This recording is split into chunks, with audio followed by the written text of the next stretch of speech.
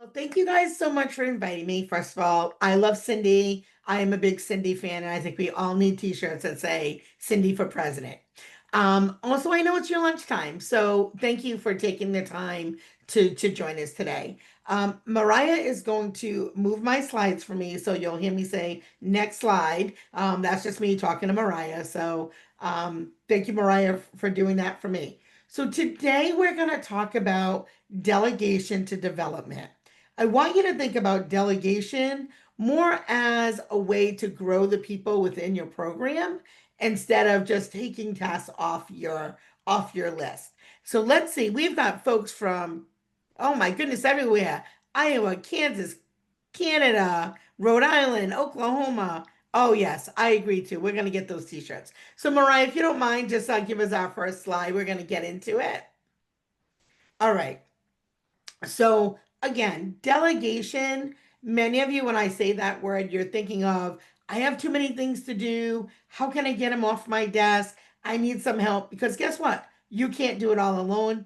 It's really hard to do it all alone. And honestly, you're going to get burnt out if you try to do it all alone. And the best things that you can build in your program are going to require a team. So let's talk about that for a minute.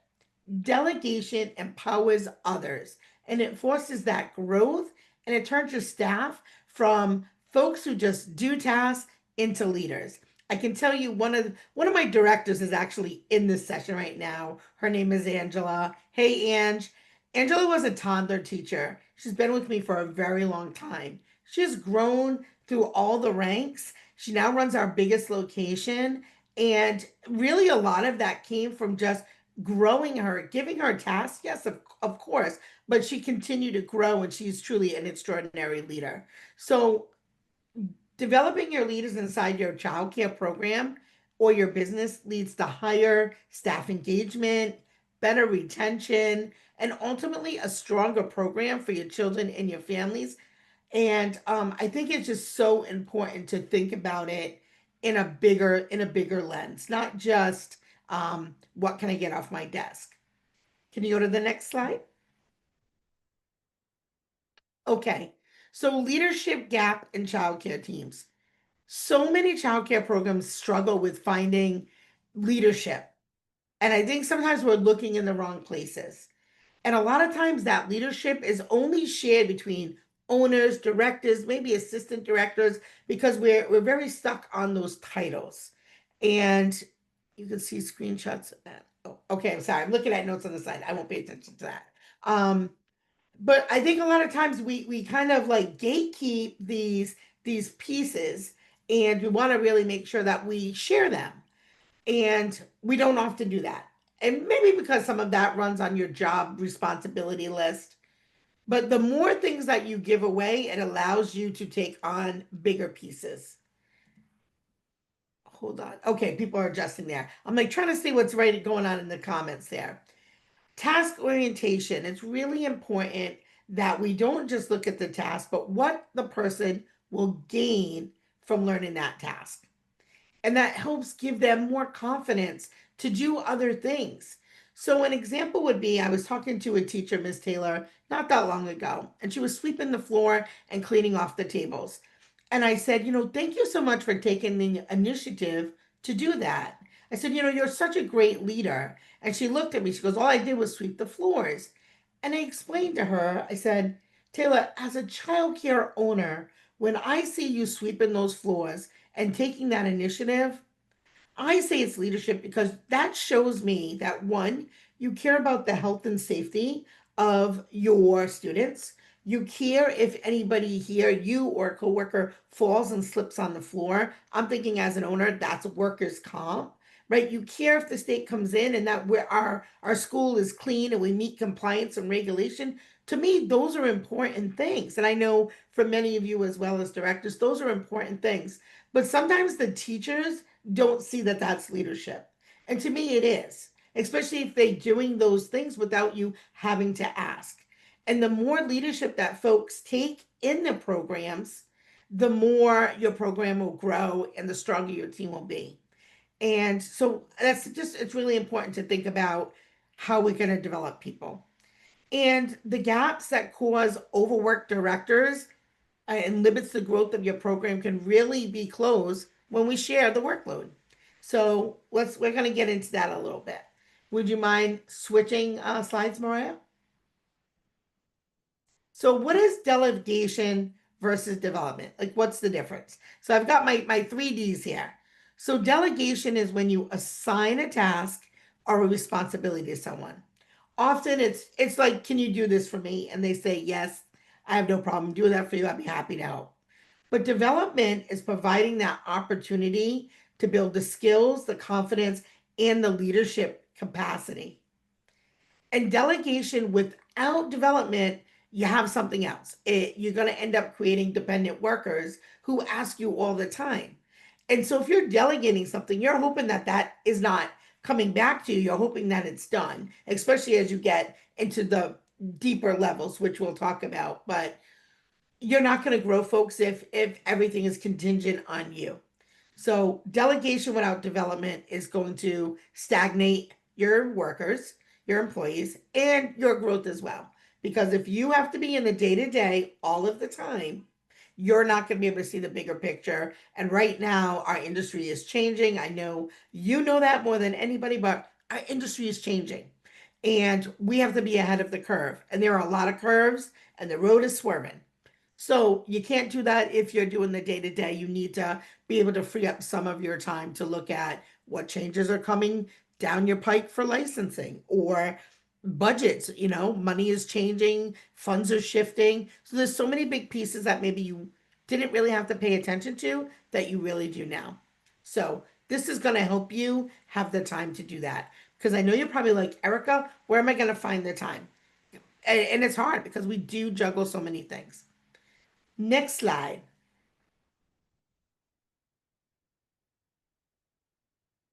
So the cost of task only delegation. Three things.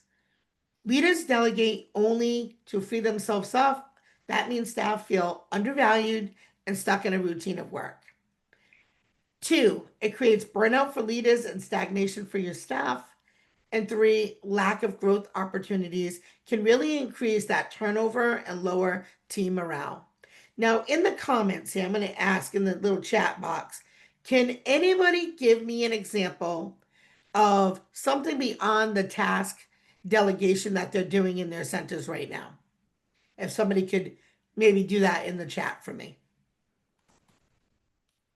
Any one example of something you might be doing in your program right now that's beyond the can you file the papers for me? Anybody want to talk to me?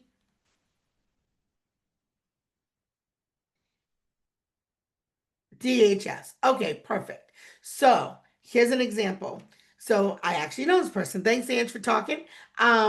So we moved her from doing office, just office work. I don't want to say just office, but a lot of like the administrative stuff. She now helps do the DHS billing for our center. And not just for one location, but for all three locations. And she oversees it. She does audits. She makes sure that if a child drops out of the system, she puts them back in. As a childcare owner, not having to worry about that piece and knowing that somebody is on top of our funds, on top of our money, making sure that we're getting paid on time, making sure that everybody is in compliance, takes a big part of a stress off of me, especially as I've started to travel the country and advocate a lot more. It says, what was the question again? I'm so sorry, my speak was low. I'd be happy to answer.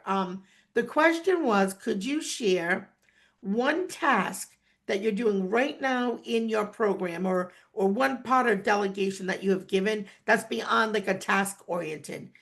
All right, so we've got a few folks. Thank you guys so much for chatting. So we've got Jenna said a parent cafe. So it seems as though that person, she's given the duty of doing some parent customer service in the front of her program, mentoring new staff. That is so great. Another one, mentoring new team members.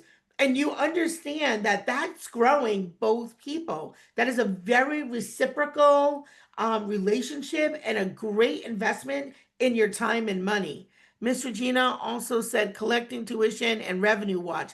Yes, revenue watch, tuition, accounting, replenishing supplies. These are all really important. And so when you have somebody who's really helping you keep your eye on the money, it allows you to find new revenue streams, whether it's adding on the food program, whether it's adding a Saturday care, whether it is um, you know, connecting with the state funded pre-K and seeing if there are funds from that program that can be allocated to yours. These are big things that you need to focus on as an owner and a director to keep that cash flow coming in and finding new revenue streams.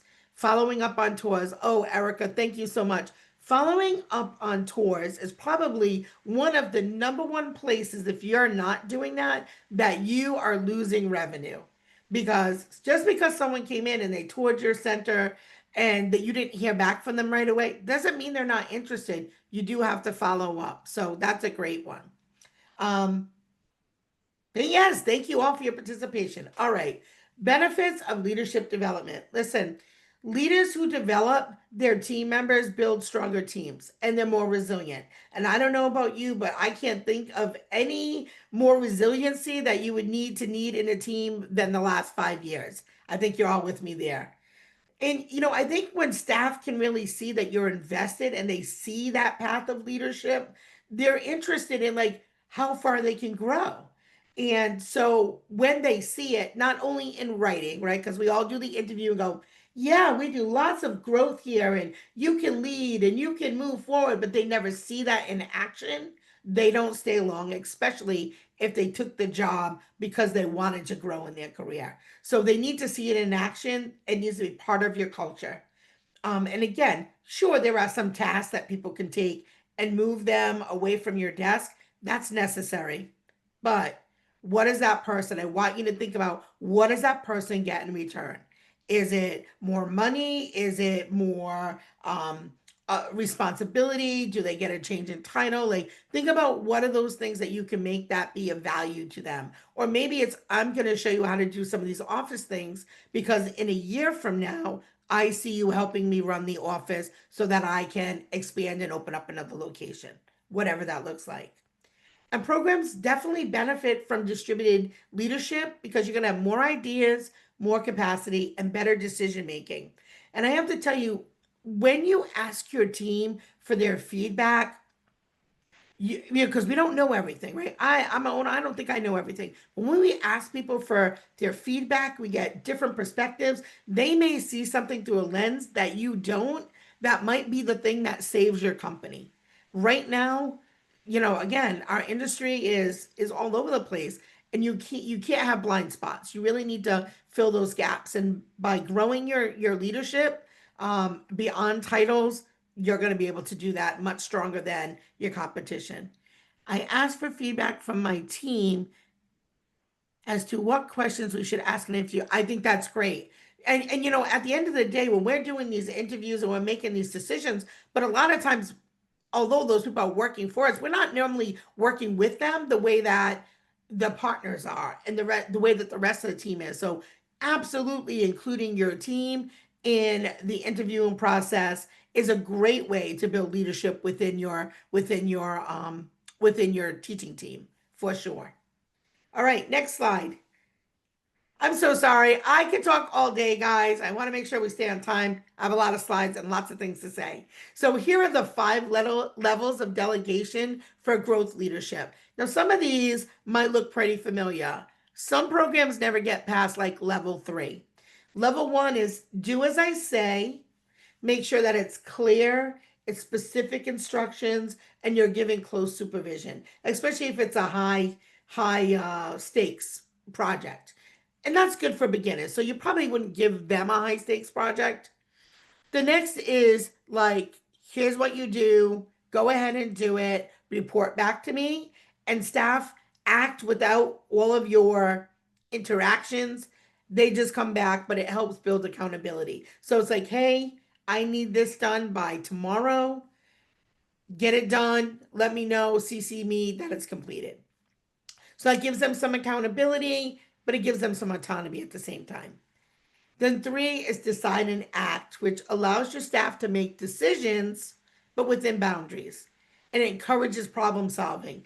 You need to have problem solvers because if not, you're constantly going to have people knocking at your door or calling your phone asking you for everything. And then you'll be scratching your head going, oh my God, I can't believe that they couldn't solve that on their own.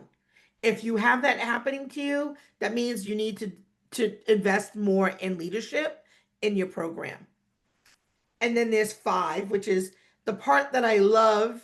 Oh, I skipped four, but five is the part I love. That's why I can't wait to get to five. Four is lead a project or a team. Staff manage bigger responsibilities, possibly leading others. So this is really a great place for your lead teachers to take on some of the things. So we have open house coming up in a couple weeks. To me, I want my lead teachers and my education coordinator to go ahead and fully roll that out. I'm just going to show up on that day. Tell me what you need to do. But they're the rock stars of open house. They're the ones in the classroom every day, not me. I'm there as the face, the support, and all the things, but they're really the rock stars of open house, and as they should be. So that's what like level four would look like. Your folks that are in entry level leadership or have lead positions in your program, but you're not tapping into them as much as you should. And then five, as I mentioned, my favorite, coaching and developing others, where staff actively are mentoring peers and they shape the team culture. Now, does anybody have a program where they have teachers that have been there a long time? And have you assessed what it's like to be a new teacher coming in to work with your older teachers? And when I mean old, I mean just seasoned, being there a long time. Has anybody done any tracking on that? I'd like to know in the chat. My question is, have you really assessed what it's like for a new team member to integrate into your program with the existing team members? Has anybody done that? You can just say yes or no if you've done it or not done it. Yes. Okay. Um, Regina, can you just let us know a little bit about how that has worked for you? Anybody who said yes, give us a little bit like how has that worked? Maybe the pros and cons of it. I just want to take a minute to stay here for a sec. And Erica, if you want me to give someone speaking permissions, I can do. Yeah, yeah, yes, All please. right, Miss Regina, I'm gonna give you allow you to talk. You just have to unmute yourself.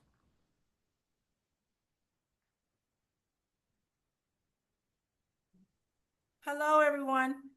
Hi. So I have used this method for the last 10 years.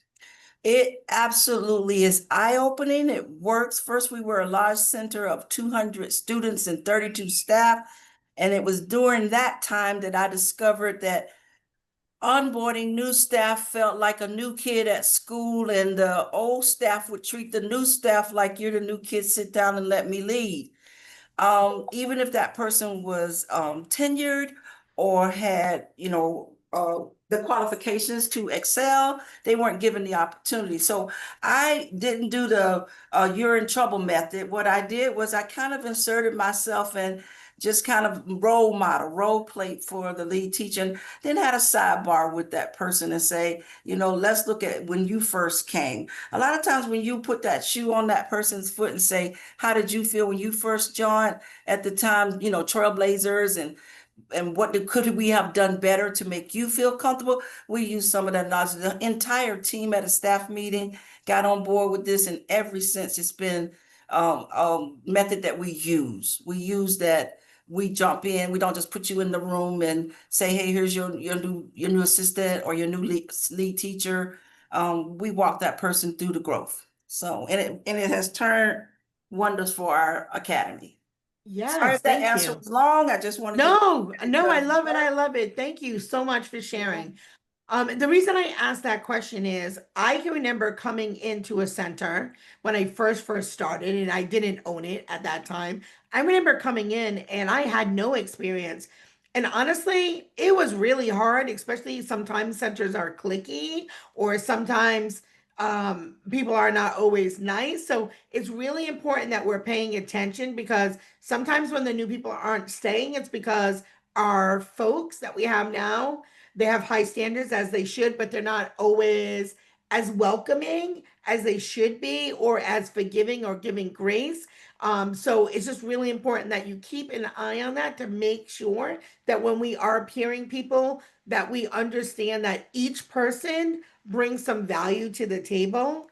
And particularly now too, we have so many different generations that are working together, and we speak different languages sometimes, or the way that we communicate, it might be a little bit different. And so we also have to have some understanding around that as well. So that's a whole nother topic. But so yeah, so these are the 5 levels of delegation within leadership. Thank you so much for sharing. All right, let's go to the next slide.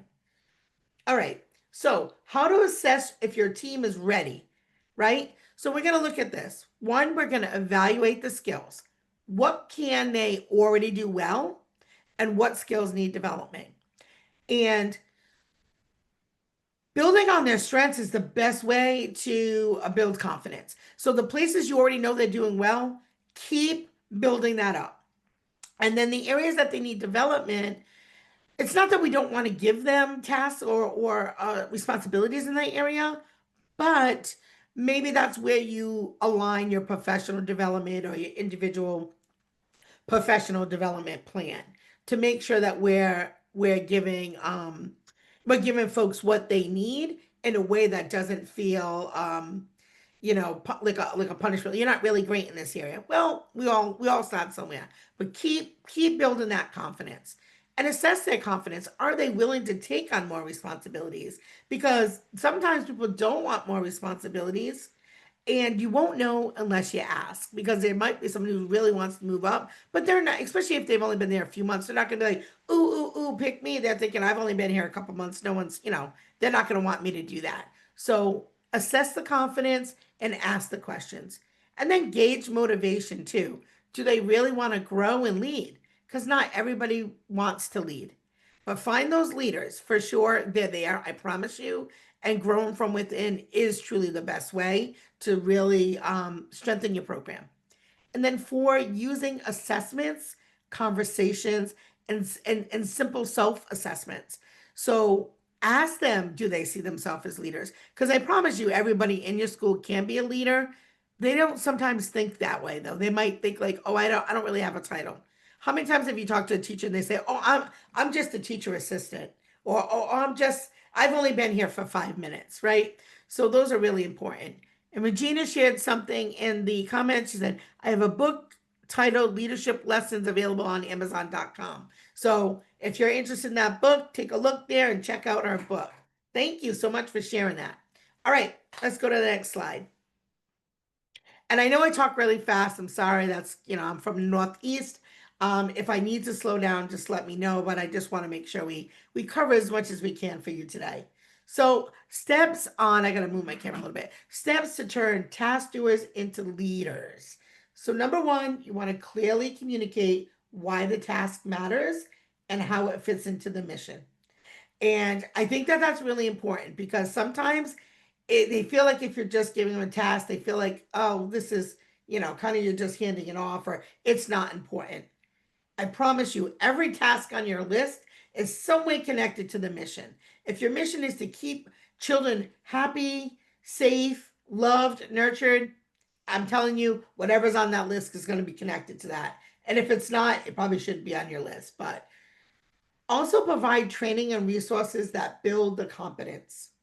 And you have to remember, it's going to take time. There is this thing called the learning curve. And sometimes what we do as leaders, we give somebody a task and they don't get it quite right. And we say, this is why I don't delegate, just give it back to me. Or we say, it's easier if I do it myself. It'll be faster than training somebody.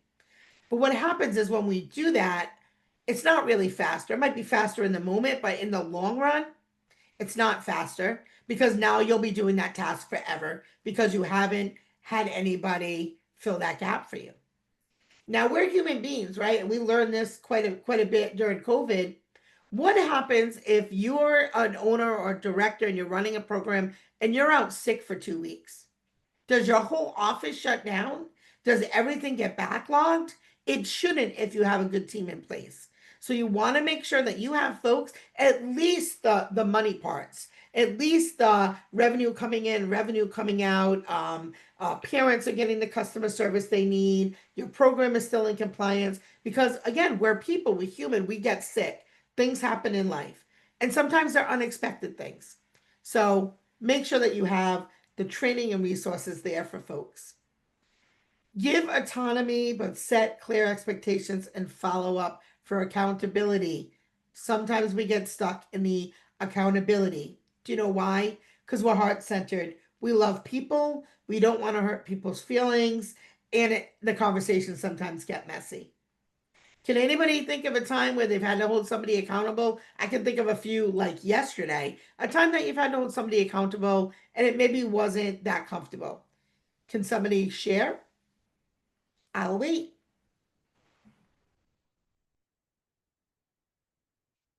Nobody's held anybody accountable this week? I know you have.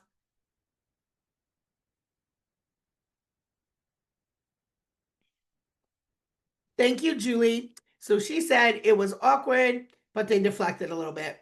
They often do deflect. So this is where we maybe repeat the question. Sure, Erica, I'll repeat the question. I was asking, can you think of a time this week where you had to hold somebody accountable and the conversation became a little awkward, or did they step up and say, I'll take accountability for that? Because we all need to be accountable. And so when we start using those words and modeling those actions, we also start to create leaders because leaders are accountable. We do take responsibility. And we also recognize we're not perfect and we're going to make mistakes. We own up to them. We get the feedback and the guidance that we need to make the corrective action, and we move forward. So yes, dress code. Came in, girls, ripped jeans. Ripped jeans is not the look we're going for in an educational setting. Yes, Erica, we've all had that conversation over and over and over again.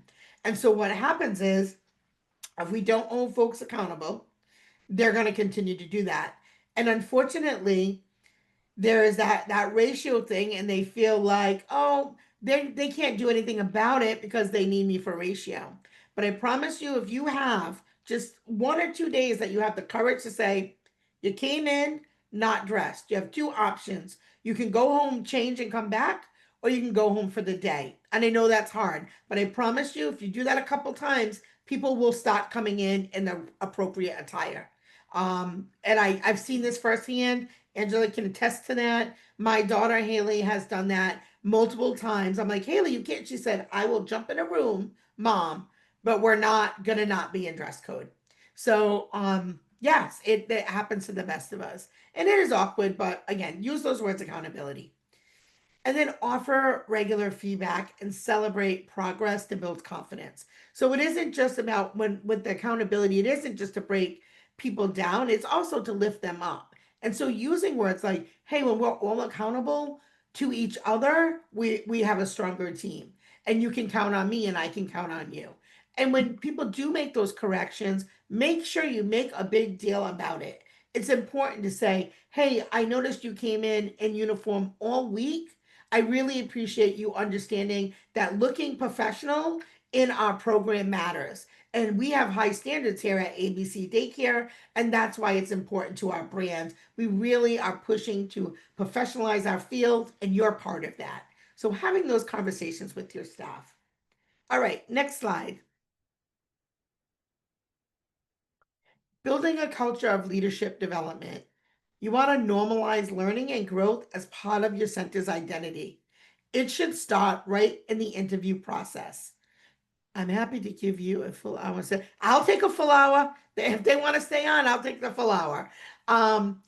So I think that's really important. And I see this a lot when I have new applicants come in and they tell me that they've been at ABC Daycare for 5 years. And then I say, okay, great. Can I see your professional development? I'd like to know what trainings you have. And they don't have any, or they have, 4 hours.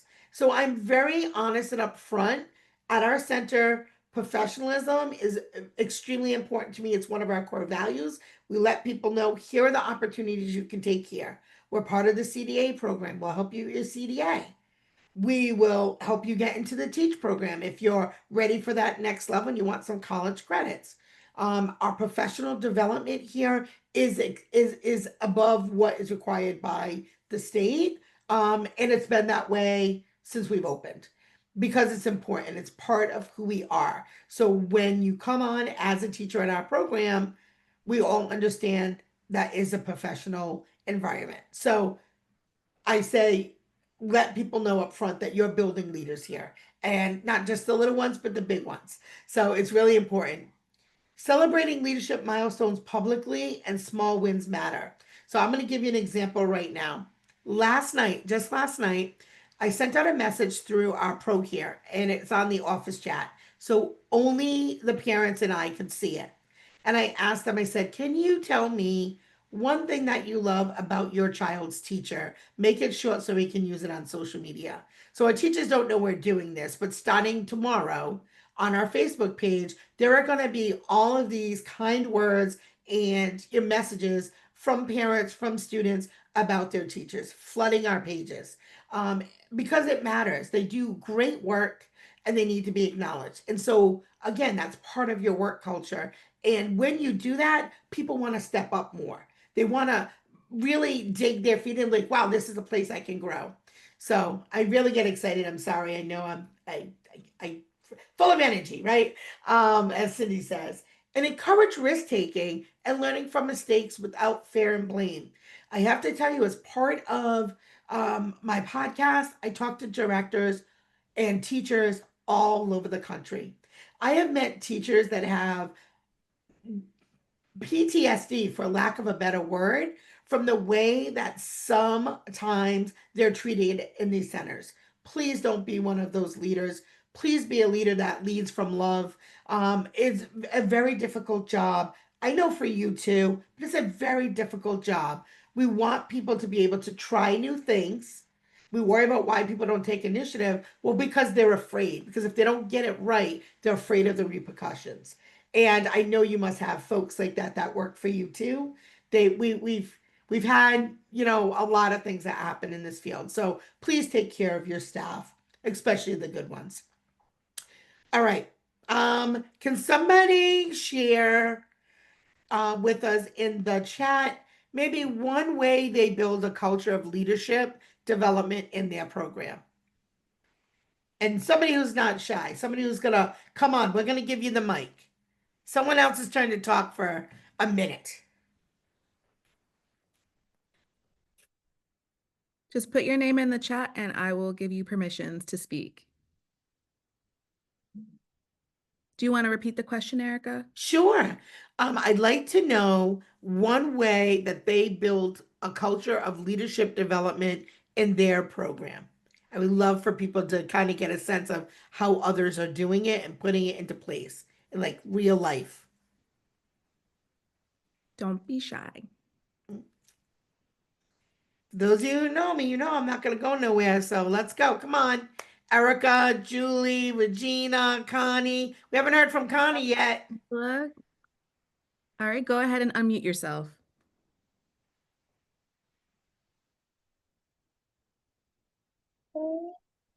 Hi.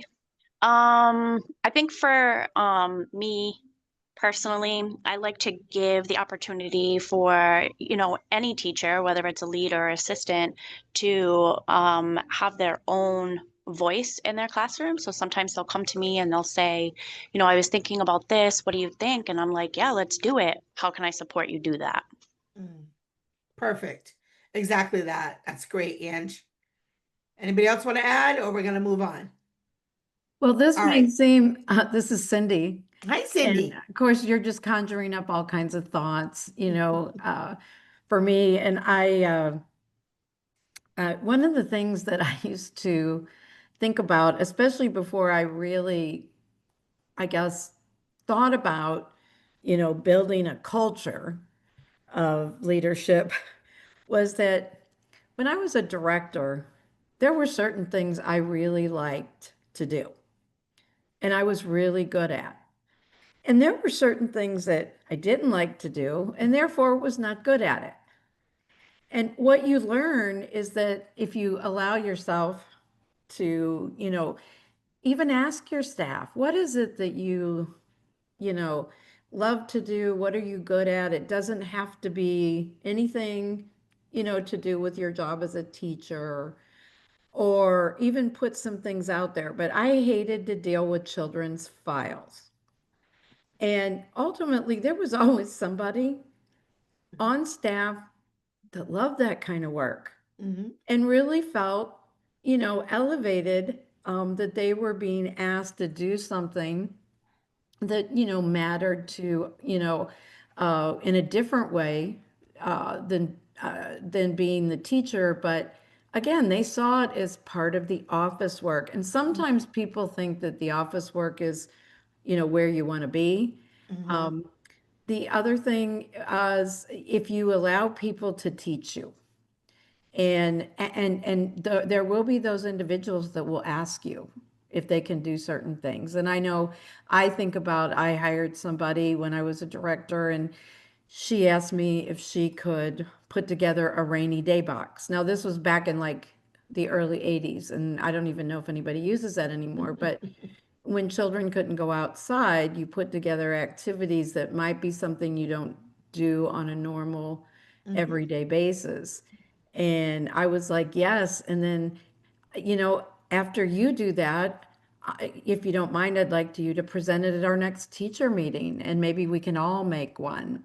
And this begins to actually delegate uh, uh, responsibilities in a way that isn't maybe as obvious or as threatening or as scary. So Mhm. for those of you that maybe haven't, made that transition into thinking that you don't have to do all the work, Yeah. and then think about how that makes people feel. Because I know when people did that for me, I know how it made me feel. It made me Mhm. feel like I was really, contributing to the Mhm. greater cause. Yeah. Thank you so much for sharing, Cindy. And and use that language too. Like after that person like presented that workshop or prop box to the team, like use that language, say, wow, way to lead. That was, incredible the way that you were able to, explain how to use this to all of your team members and how you came up with the ideas and resources. What a great way to get everybody's imagination sparked and moving forward to providing great curriculum for our kids. Way to go. Use that language with your team. It really does matter and it really gets them invested. All right, next slide. We help build stronger interpersonal connections through peer-to-peer mentorships for ongoing support. Yes, definitely. Yes, emotional intelligence. We just talked about that last week in our coaching program. And, a lot of people think that leadership skills are, soft skills. These are the skills. These are the plate that hold everything on top of it. So it is so important that we have, self-awareness and emotional intelligence for sure. So practical delegation strategies for childcare settings. So I move my camera there. Delegate curriculum planning to lead teachers or experienced staff, just like Miss Cindy said. And she didn't see my slides. See how me and Cindy are on the same page? Assign parent communication or outreach to trusted team members, like one of the ladies said in the webinar chat earlier, that she allowed someone on the team to do the parent cafe. Create mentorship roles where experienced staff support new hires. So many of you are already doing that. So excellent way to lead. And remember, again, that's reciprocal because that new person also could be teaching some new ideas to the folks that have been with you longer. So it's very much reciprocal. It should be, again, learning, teaching, coaching. That's an exchange of information and ideas. And then rotating leadership of daily routines or meetings. I think that that's great. I do not feel the need to run all of my staff meetings anymore, which feels very nice. I allow my directors to do it. If there's one that they feel like, oh, this could go a little sideways, would you mind being there to support? Or sometimes they'll say, no, I got it. You can go. I don't need you here. But I allow them to let me know instead of me going to the meeting and sitting there and making them all nervous and all of that. I allow them to tell me, do you want me? Do you need me? Or sometimes they're talking about something really exciting because I love, education. I'm like, oh, I want to go to that meeting. I want to be part of it. I want to be a fly on the wall. So, make sure that we are able to just incorporate some of these strategies. They're practical, they're easy, they don't require, making somebody an assistant director, but this is where you find those assistant directors and you continue to grow them, or your lead teachers, So, all right, next slide. Okay, coaching for leadership growth. 3 simple steps. Use questions to help staff think critically. How would you handle this? Or what's your plan? So when someone comes to you with a question, instead of answering it for them, I hope you're listening, making sure you're listening. Do not answer for them. Ask them, how do you want to handle this? Or what's the plan? Listen to their plan. If the plan sounds good, tell them, go ahead, go with it. That sounds great. If the plan doesn't sound that good, maybe you wouldn't tell them it doesn't sound good, but you could say, okay, have you considered XYZ? So maybe the parts that maybe don't make the plan flow quite the way that you need it to. Rethink those parts and come back to me, and let's see if we can come up with a different plan, or a plan that might fill all the check boxes. Also, listening, we have a hard time listening deeply and encourage reflection rather than just giving those answers. And sometimes too, I might just say, tell me your thinking behind that, because they may have a whole different perspective on why they would handle the situation that way. And then number 3 is give feedback that's specific, constructive, and focused on growth, because the overall goal is, of course, to help them grow so that you're not always answering the door, answering the phone calls, answering the emails. You want your team to be able to make some decisions on their own. And I know that's hard and scary. I do. So you want to make sure you give them as many tools as possible and let them start making some decisions. Okay, next slide. Accountability systems that support development. Remember 18 slides back, I talked about accountability. Okay, here's how you do it. Simple, 3 things. And I do have a handout for you guys. I will send it to Mariah and she'll be able to send it out to everybody. So I do have a handout for you as well. But set up regular check-ins to discuss your progress and your challenges. 2, use a simple tool like a goal tracker or a leadership journal. There are some folks that I see in here that are part of my leadership group. We use leadership journals all of the time. They are helpful. They are reflective. They give you data. They're great for so many things. And then 3, encourage peer accountability and support networks. Now, I know you guys are part of this group here, Miss Cindy's group, which is a wonderful group. There's so many resources. So good for you for being part of that group, and continue to be part of networks and get yourself around other directors, other leaders that can really support not only your growth, but cheer you on. And then in return, you can help somebody else with your wisdom, because again, I do not pretend I know everything. I'm sure there are things that you know that I do not. So I think when we all talk and we share and we network and we collaborate with each other, we all grow. And that's so important. When you stop growing, you become very stagnant, and that's just not a great place to be, especially as a leader. So, all right, next slide. We're almost done. Overcoming common delegation challenges. So here's why you don't let go of things. 1, fear of losing control. You need to shift your mindset and trust and be empowered. So I'm gonna share. Angela's probably gonna kill me. I'm gonna share this really quickly. I moved out of, Angela was my assistant director. I was the director of the program. I pulled myself out as a director and I moved her up as a director. She was certainly ready. We started to bring in some other assistant directors. She didn't quite find the right fit for her right away. It took a little bit of time. And we worked together a long time. So we know how those partnerships in ECE become like marriages, so we could finish each other's sentences. But she sometimes would be afraid to let go of some of the tasks.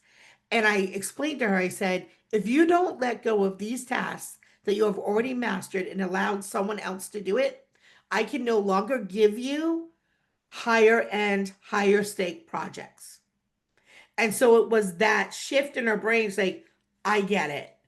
Because at first you're like, why are you taking all my jobs away? Am I not doing a good job? No, it's actually quite the contrary. When somebody starts taking those jobs away and giving you other jobs, it's because they have seen your competency. They have seen your confidence grow. They have trusted that you're going to follow through on the things that is asked of them.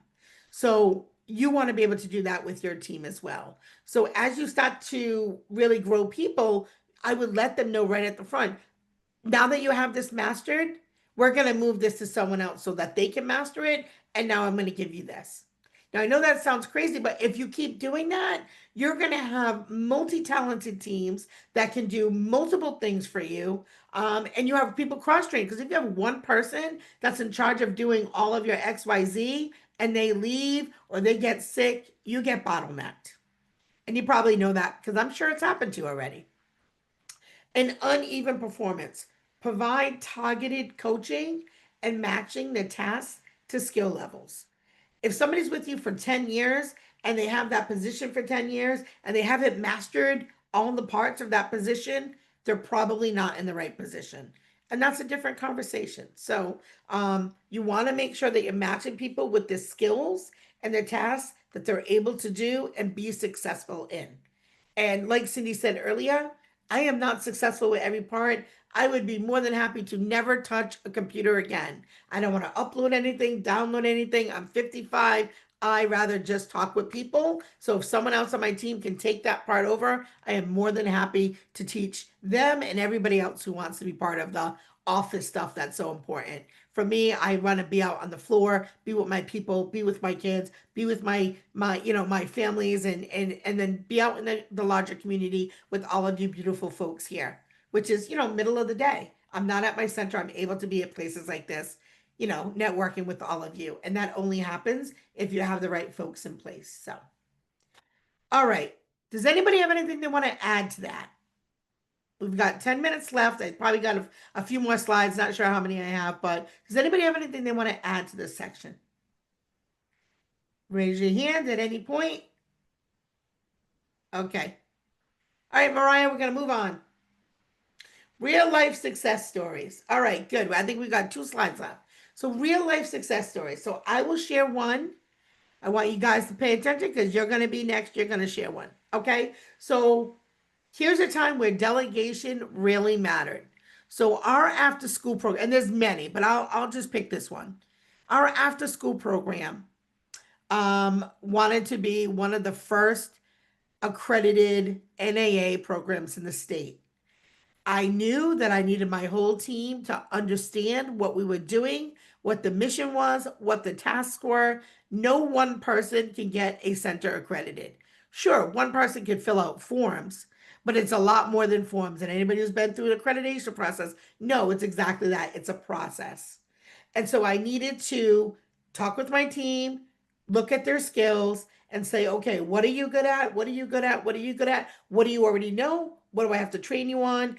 And as a team, we were very successful in less than a year to get our after school program to be the first accredited after school program in the state of Rhode Island through the National After School Association. So I could not have done that alone. So that's one reason why I really truly believe in delegation. I see that it works. And ever since then, I just continue to grow people. So, all right, somebody else, you turn on the mics, whatever we're going to do here, Mariah. Someone else, I want to hear your success stories because I'm proud of you and I want to give you this opportunity to share. Yes, please. Anyone who has not spoken yet, please put your name in the chat and I'll give you the mic.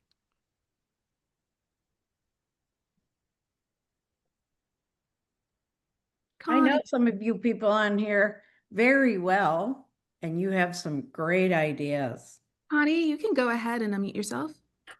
Well, I'm kind of like what she just said. We are in Texas and we have a program called the Texas Rising Star. Anybody that accepts childcare subsidy has to be a Texas Rising Star, or you're not allowed to keep that. And it's a great process that it took us quite some time to go through the whole process. But with the team I had, it included not just my front office team, it included my teachers as well. And what we did was had a meeting. We talked about what would happen when we were to become certified as a Texas Rising Star. And you have 4 levels that you can get qualified for, 1 through 4. And we wanted to be the best. And so consequently, my team really pulled together. We pulled it off and we came out as a 4. So I give kudos to my team and everybody that works for me. Congratulations, Connie. And I love my friends in Texas. I love, love, love my friends in Texas. I got lots of friends in Texas. Yes, yes, I do, ma'am. Awesome. Anybody else want to share? Okay. All right, let's go to the next slide. I think this is probably our last slide, or pretty darn close. All right. Ask participants to write down 1 task to delegate. Okay, here's your homework, guys. You just spent an hour with me. I hope that it was helpful. I hope you gained some nuggets. I want you to write down in the chat 1 task that you are going to delegate with the thought of this is going to help somebody grow as a leader. Write it in the chat.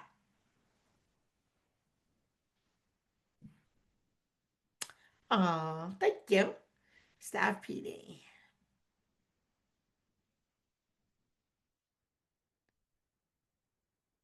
Let's see what we're delegating, guys.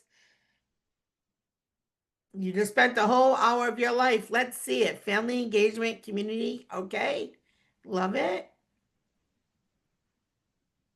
Staffing, yes, especially when I'm out of the office. Okay. Awesome. I delegate my food program task to the front office. Oh, yes. Good move, Connie. Good move. Scheduling staff for PD, for Pro D day camp. Food program, new computer. Yes. Food program. That's a big one. All right, guys. So while we have 4 minutes, excuse me, I'm gonna all the way to the end. 4 minutes. Does anybody have a question that they would like to ask?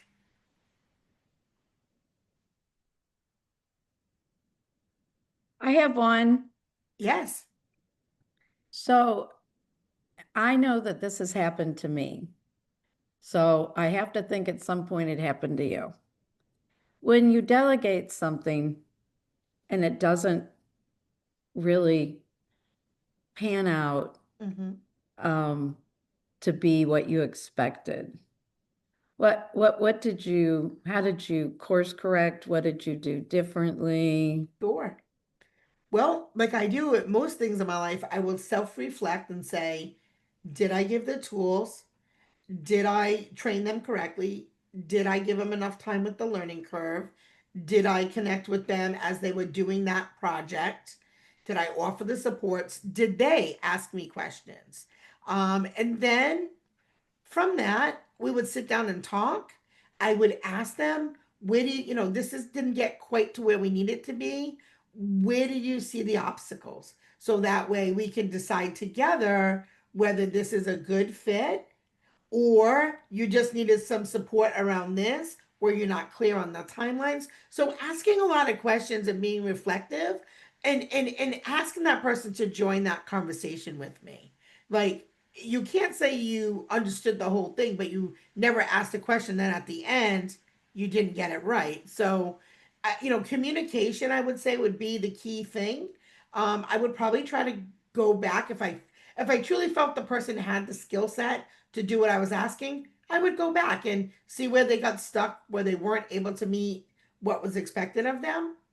and help them. And sometimes too, like we have to ask people, did they want that task or did we just hand it to them? So a lot of questions. I guess the answer is communication and being reflective and including that person in the conversation about what went right, what didn't go right, and what could we do to move forward. Thank you. I Yes. knew you would have the good answer for that. Oh, thank you. I know this is not relevant to this, but what font did you use on your header slides? I want to use it maybe it was. Oh, Connie, I don't know, but I can get it to you if you want to just inbox me on either Facebook or Instagram. It's definitely in Canva, but I don't know exactly what script I used. Is that what you're asking me? What font? So I don't know Yeah. exactly the name of the font, but I will get you the name of the font. If you just inbox me, I'll be happy to send you the answer.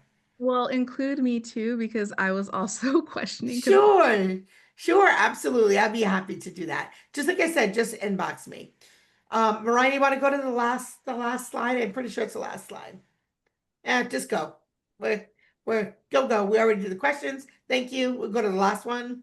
Has my contact info. So if you are interested in connecting with me, here's all my social media. Um, I'm super happy that you guys came to today's session. I'd love to connect more with you. Julie Santos, I love you. She's part of our leadership group. I talk to her on Facebook a lot. Some of these folks I've never, hey, I've not got to meet in person yet, but hoping to. And if anybody wants to continue the conversation about leadership, I don't know if I'm allowed to say this or not, but if you would like to, you could go to my website and you can join our coaching session for 3 weeks. It's free.